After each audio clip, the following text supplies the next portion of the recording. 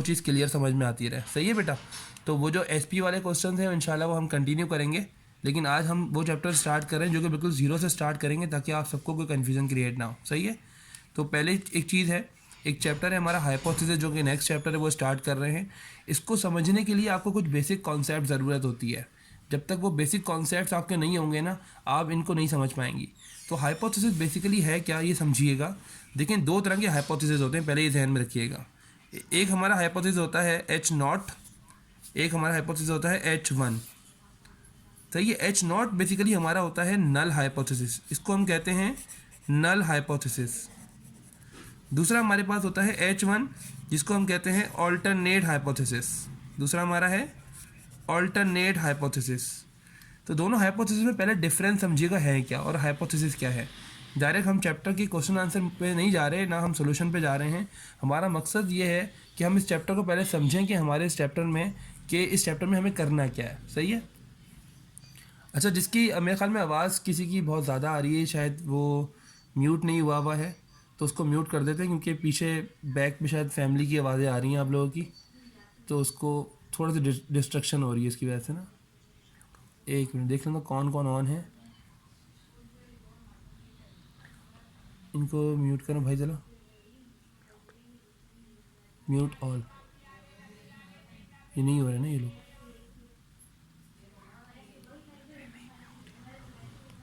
खैर, अभी देखिए हम लोग हाइपोथेसिस को कंटिन्यू कर रहे हैं। वीडियो आ रही है आप लोगों को?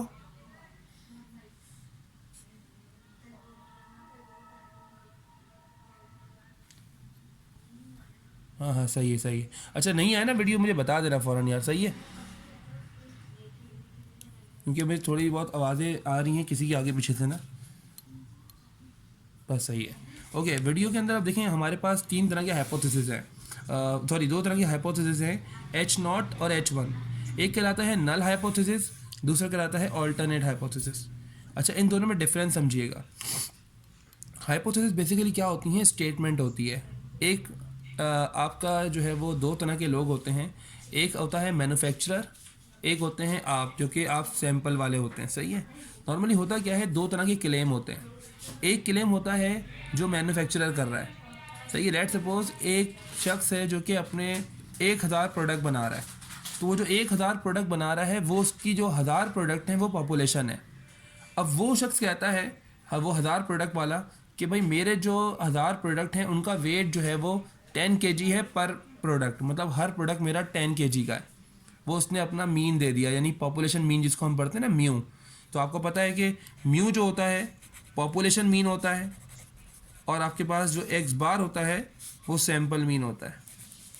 तो म्यू का ताल्लुक जो होता है वो आपके H0 से होता है, और आपके एक्स बार यानी कि सैंपल मीन का ताल्लुक आपके H1 से यानी कि ऑल्टरनेट हाइपोथेसिस से होता है। ये ध्यान में रखना है। अब एक मैन्युफैक्चरर है, वो कहता है कि मेरे 1000 प्रोडक्ट हैं, उनका जो मीन है वो है 10 kg। आपने क्या करा, आपने उन 1000 में से कोई समझ लें कि 100 प्रोडक्ट उठाए। वो आपने क्या कलेक्ट करा, सैंपल कलेक्ट कर लिया। अब सैंपल कलेक्ट करने के बाद आपने जब इन 100 का मीन किया तो वो आ गया 10.5 kg। क्या आ गया वो? 10.5 kg। यानी कि जो आपका मीन है वो एज़ कम्पेयर टू मैन्युफैक्चरर के जो क्लेम है उससे ज़्यादा आया है। वो कह रहे हैं मेरे 1000 प्रोडक्ट 10 kg के हैं। आपने उसका 100 का सैंपल लिया, आपने आइडेंटिफाई किया ये 10 नहीं 10.5 kg है। मतलब दो तरह की बातें सामने आ गई, दो तरह की स्टेटमेंट आ गई। पहली स्टेटमेंट है कि म्यू बराबर है, म्यू का मतलब वो कह रहा है, मैन्युफैक्चरर कह रहा है कि मेरा जो पॉपुलेशन मीन है वो बराबर है 1000 kg के, और 10 kg के, सॉरी। आपके जो मैन्युफैक्चरर का क्लेम है वो कह रहा है कि मेरा म्यू बराबर है 10 kg के। लेकिन H1 जो आप हैं, आपने जो सैंपल कलेक्ट किया, आपने कहा कि म्यू 10 kg नहीं है, बल्कि mu is greater than 10 kg है। म्यू क्या है? 10 kg से ग्रेटर है। तो ये आपका हाइपोथेसिस, ये आपकी अजम्पशन है। आपकी जो अजम्पशन है वो ये बता रही है कि उसकी वैल्यू जो 10 है वो 10 नहीं 10.5 है, यानी 10 से बड़ी है। तो आपने कह दिया कि जो म्यू है, जो ये कह रहा है 10 kg है, आपका ये क्लेम है H1 मतलब ऑल्टरनेट हाइपोथेसिस, इसके अगेंस्ट में आपने ये बनाया कि इसका जो वेट है वो 10 नहीं 10 से ग्रेटर है यानी ग्रेटर देन 10 kg। ये बेसिकली जो स्टेप होता है इसको कहते हैं सेटिंग ऑफ हाइपोथेसिस, कि आपने हाइपोथेसिस की सेटिंग कर ली है कि H0 और H1 क्या होंगे। अब याद रखना है इंपॉर्टेंट चीज़ क्या है, आप देखें हाइपोथेसिस में 3 तरह की कंडीशन होती हैं। हाइपोथेसिस में 3 तरह की कंडीशन होती हैं आपके पास। एक कंडीशन हमारे पास हाइपोथेसिस की होती है,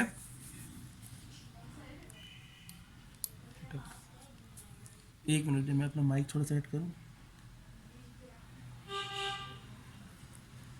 अच्छा देखिए, हाइपोथेसिस में 3 तरह की कंडीशन है, यानी 3 तरह के डायग्राम से समझा रहा हूं मैं आपको। 3 तरह के डायग्राम से समझिएगा। हाइपोथेसिस में ये मैं 3 तरह के डायग्राम बना रहा हूं जिनसे आपको समझा रहा हूं।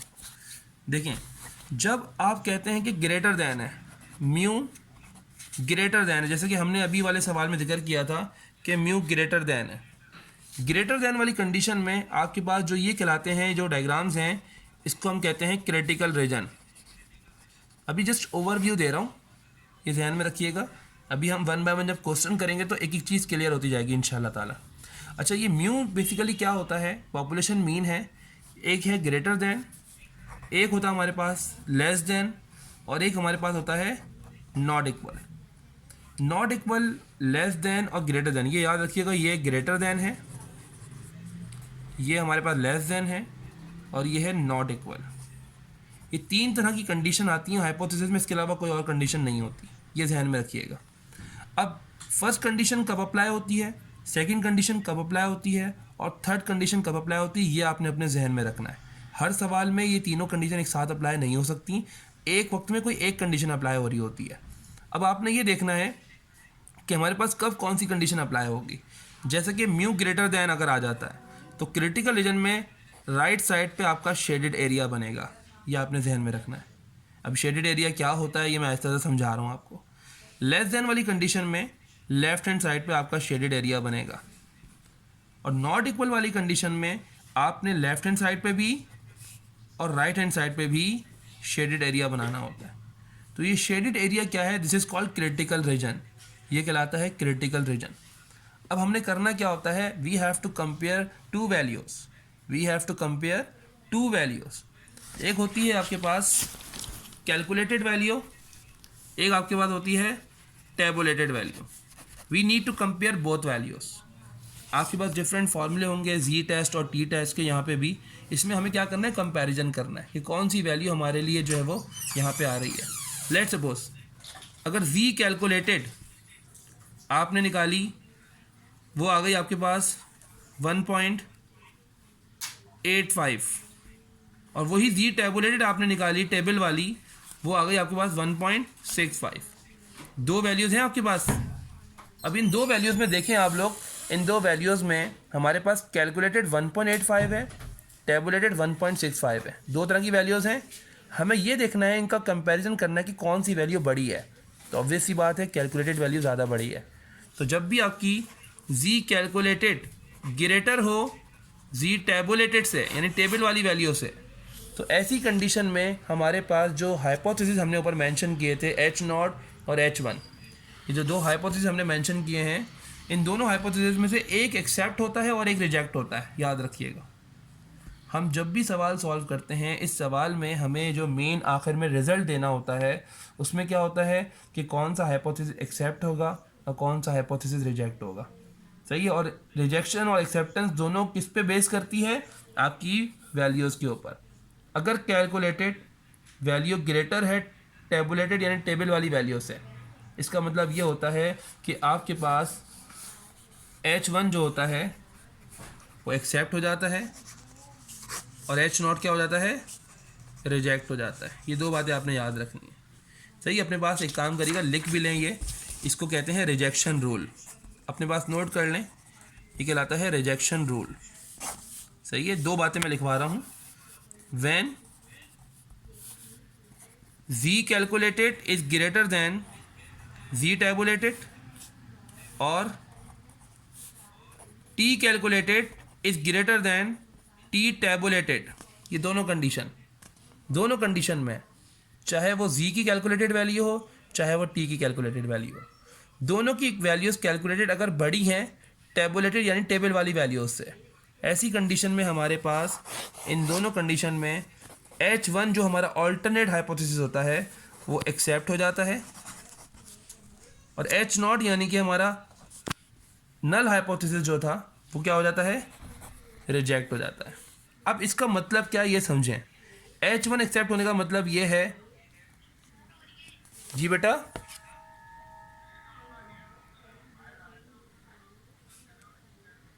एक मिनट जाइएगा मैं डाल देता हूँ उसको। शाबाश, मुझे बता दिया ये चीज़ें मुझे बताते रहना है, सही है आपने। अच्छा अभी तो नहीं आ रहा, अभी तो नहीं आ रहा बेटा, परफेक्ट है, ओके डन। अच्छा देखिए, आपने आज वाली क्लास में सिर्फ और सिर्फ कुछ अजम्पशंस अपने जहन में बिठानी है, क्योंकि ये वो चैप्टर है जिसको समझने के लिए जब तक ये कॉन्सेप्ट नहीं होंगे इस चैप्टर को करने का कोई मकसद नहीं होना। क्योंकि इस चैप्टर को करने के लिए हमें मेन कॉन्सेप्ट ये जहन में रखना है, क्योंकि अब आप एस्टिमेशन नहीं हाइपोथेसिस की तरफ मूव कर गए हो। हाइपोथेसिस बेसिकली क्या होती हैं, दो तरह की अजम्पशन होती हैं। एक आपकी अजम्पशन होती है नल हाइपोथेसिस, यानी कि जो पॉपुलेशन वाला है उसकी अजम्पशन, और एक सैंपल वाला है उसकी अजम्पशन। पॉपुलेशन वाला अपना क्लेम जाहिर कर रहा है, सैंपल वाला अपना क्लेम जाहिर कर रहा है। जैसे पेप्सी कंपनी है, वो 1,00,000 कोल्ड ड्रिंक बना रही है, तो वो कह रहे हैं हमारे 1,00,000 कोल्ड ड्रिंक का जो उसके अंदर जो बेसिकली उनकी जो लेट सपोज हर वो कह रहे हैं कि हमारी जो कोल्ड ड्रिंक है उसका जो वेट है वो है लेट सपोज 50 ग्राम। उन्होंने एक एग्जांपल दे दी 50 ग्राम है। तो आपने क्या करना है, आपने इसको चेक करना है कि ये जो बात कह रहे हैं दुरुस्त है या नहीं है। वो साबित करने के लिए, उस बात को चेक करने के लिए आप क्या करते हो, आप जाते हो उनके, आपने 1,00,000 की उन्होंने पॉपुलेशन बताई थी, आपने 1,00,000 की जगह 1,000 प्रोडक्ट उठाए और 1,000 का आपने सैंपल ले लिया। उसका जो आपने एवरेज वेट निकाला वो आपका वेट लेट सपोज वो 50 ग्राम से ज़्यादा बल्कि वो 60 ग्राम आ गया। तो इसका मतलब ये कि आपकी अजम्पशन कुछ और है, उसकी अजम्पशन कुछ और है। दोनों की जो अजम्पशन है इसके अंदर क्या होगा, अब हमने वेरिफिकेशन करनी है, डिफरेंट टेस्ट अप्लाई करने। टेस्ट अप्लाई करने का क्राइटेरिया वही है, एन की वैल्यूज़ जब 30 एंड 30 अबव होती हैं जी टेस्ट, और 30 से लेस देन होती हैं और अननोन डेविएशन होता है तो वही टी टेस्ट अप्लाई होता है। कंडीशन वही है सारी एस्टिमेशन वाली, कुछ नया इतना ख़ास नहीं है। अब नया क्या होगा, यहाँ पे दो तरह की अजम्पशन है, एक आपकी नल हाइपोथेसिस जो कि पॉपुलेशन से रिलेट करेगी, एक आपका ऑल्टरनेट हाइपोथेसिस जो कि आपके सैंपल से रिलेट करेगा। ये दो बातें याद रखनी है, सही है। अब हुआ क्या है, कैलकुलेटेड वैल्यू अगर बड़ी आ गई टेबुलेटेड से, चाहे वो जी की हो चाहे वो टी की हो, अगर ये वैल्यू बड़ी आ गई है, इसका मतलब ऐसी कंडीशन में H1 यानी कि आपका जो ऑल्टरनेट हाइपोथेसिस है वो आपका एक्सेप्ट हो गया, H0 आपका रिजेक्ट हो गया, सही है। H0 रिजेक्ट होने का मतलब ये, जो मैन्युफैक्चरर है वो जो कह रहा था मेरे 1,000 प्रोडक्ट जो है वो उसका वेट ये है, तो उसकी बात गलत साबित हो गई।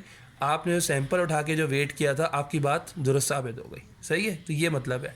इसी तरह सेम कंडीशन सिमिलरली क्या है दूसरी कंडीशन में, व्हेन आपकी जी कैलकुलेटेड हो या फिर टी कैलकुलेटेड हो, अगर ये दोनों वैल्यूज़ लेस देन आ जाए टेबल वाली वैल्यूज़ से, तो याद रखना ऐसी कंडीशन में क्या होगा, आपके पास H1 रिजेक्ट हो जाएगा और H0 एक्सेप्ट हो जाएगा। आज आपने ये रिजेक्शन रूल्स याद रखने हैं ताकि कल वाली या नेक्स्ट क्लास में जब भी हम आएंगे तो हमें ये बातें बार बार सीखना ना पड़े। नेक्स्ट क्लास में हमारे पास फार्मूले होंगे, उन फार्मूलों को अप्लाई करके हम सोल्यूशन स्टार्ट करेंगे, सही है बेटा। तो ये ध्यान में रखना है। अच्छा, अब मैं आपके सामने दो फार्मूले जिक्र कर रहा हूँ, इसमें भी हमारे पास सिंगल मीन होते हैं और डबल मीन होते हैं, तो दोनों कंडीशन हमारे पास होती हैं, सही है। अच्छा जी, ये इसमें मैं फार्मूले आपके सामने लिखवा रहा हूँ, अपने पास नोट कर लीजिएगा ताकि नेक्स्ट क्लास में हमारे पास ये फार्मूले आपको पहले से पता हों, सही है। एक हमारे पास होता है सिंपल जो हम यूज़ करते आ रहे हैं शुरू से, जी टेस्ट। जी टेस्ट में सिंगल मीन वाले, अभी ये हेडिंग डाल दीजिएगा अपने पास, सिंगल मीन वाले फार्मूले हैं जो हम यूज़ करेंगे। जी टेस्ट में फार्मूला है जी इज इक्वल्स टू, ये हम कैलकुलेटेड, याद रखें फार्मूले से जो मालूम करते हैं वो कैलकुलेटेड वैल्यूज़ होती हैं। जी कैलकुलेटेड का फार्मूला है मीन, सही है, mean minus mu divided by sigma upon root n, ये फार्मूला है हमारा जी कैलकुलेटेड का। अब जी कैलकुलेटेड कब अप्लाई होगा या जी के टेस्ट कब यूज़ करेंगे, वही कंडीशन है when n is greater than or equal to 30, when n is greater than or equal to 30 and जी बेटा क्या बोलिए आप?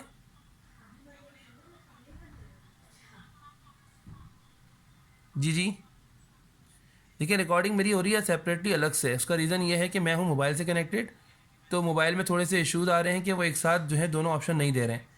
तो आज तो फ़िलहाल मैं अलग से रिकॉर्डिंग कर रहा हूँ। जी जी जी, हाँ मैं बता रहा हूँ, रिकॉर्डिंग में असल में आवाज़ नहीं आ रही है, पता नहीं मोबाइल में थोड़े से मेरे ख्याल में इश्यूज़ होते हैं इसमें। तो मैं रिकॉर्डिंग सेपरेटली कर रहा हूँ आज। नेक्स्ट क्लास जो मेरी होगी उस क्लास में मैं लैपटॉप से कनेक्ट होऊंगा ना, तो जो लैपटॉप से कनेक्ट होऊंगा तो ऑटोमेटिकली वहाँ से रिकॉर्डिंग भी हो रही होगी फिर। सही है ना? अभी मेरी जो रिकॉर्डिंग हो रही है वो, जी बेटा, जी का जो फार्मूला होता है ना, फार्मूला जब भी याद रखें, उससे जो हम लोग वैल्यू निकालते हैं वो कैलकुलेटेड वैल्यू कहलाती है। सही है, इसलिए मैंने CAL समझाने के लिए लिखा है कि जी के फॉर्मूले से जो वैल्यू निकालेंगे वो कैलकुलेटेड वैल्यू होगी। सही है। हाँ, उसी तरह से जी कब अप्लाई होगा? जब n की values greater than equal to 30 हो, वन थिंग। दूसरी चीज़ ये है कि आपके पास सिग्मा जो है वो क्या हो? नोन हो। सिग्मा जब नोन होगा तो भी आपका कौन सा फॉर्मूला होगा? जी टेस्ट का। सही है। इसी तरह से सेम कंडीशन है टी टेस्ट की। इसका फॉर्मूला हमारे पास क्या होता है? टी टेस्ट का फॉर्मूला है T calculated is equals to mean minus mu divided by S upon root n. देखिए जहाँ पे आपके पास एस आ गया है, आपने कौन सी कंडीशन यूज़ करनी है? अब टी टेस्ट वाली। लेकिन इसके लिए ये जहन में रखना है कि जब आपकी एन की वैल्यूज़, जो एन यानी ऑब्जर्वेशन है, वो लेस देन 30 हो, पहली चीज़। और दूसरी चीज़ ये है कि आपके पास एस जो है, यानी कि एस जो स्टैंडर्ड डेविएशन है सैंपल का, वो आपके पास अननोन होना चाहिए।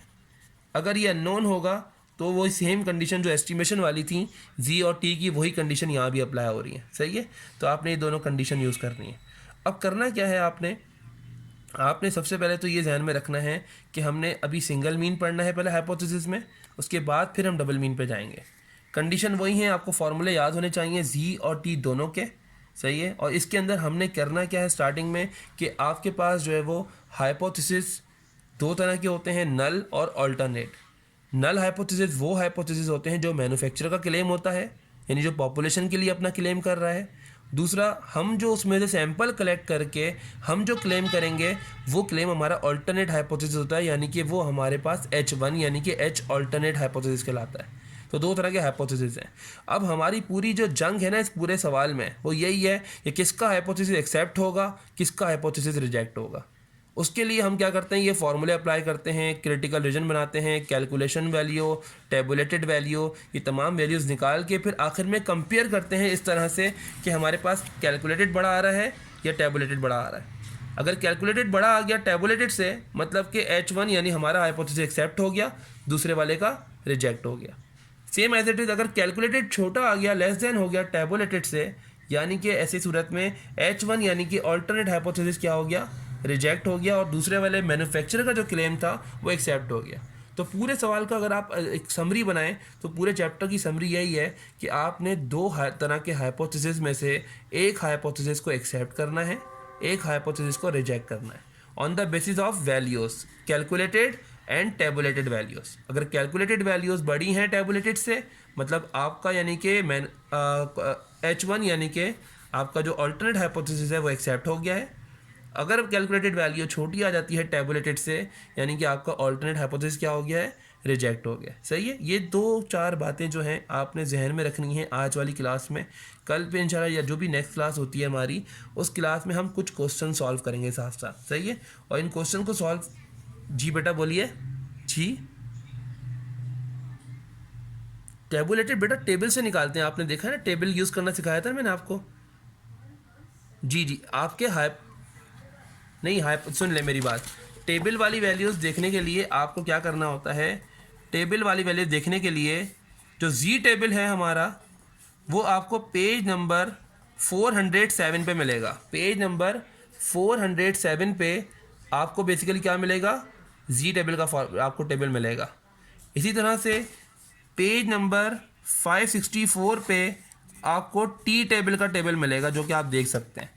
सही, जब हम सवाल सॉल्व करेंगे तो मैं आपको ये टेबल भी देखना साथ साथ सिखाता रहूँगा कि पेज 564 पे हमने क्या देखना है? टी टेस्ट देखना है, और दूसरे पे क्या देखना है? जी टेस्ट देखना है। सही है बेटा। तो जी टेबल के लिए 407 और टी टेबल के लिए 564, तो ये हम टेबल से बेसिकली कैलकुलेट करेंगे। सही है, इसका कोई फार्मूला नहीं होता। सही, तो आज वाली क्लास में आपने कुछ बातें ध्यान में जो रखनी थी मैंने आपको बता दी हैं। इंशाल्लाह आपको इसकी रिकॉर्डिंग भी मिल जाएगी। बाकी फर्दर जो है क्वेश्चंस हम सॉल्व करना शुरू करेंगे इंशाल्लाह नेक्स्ट क्लास से।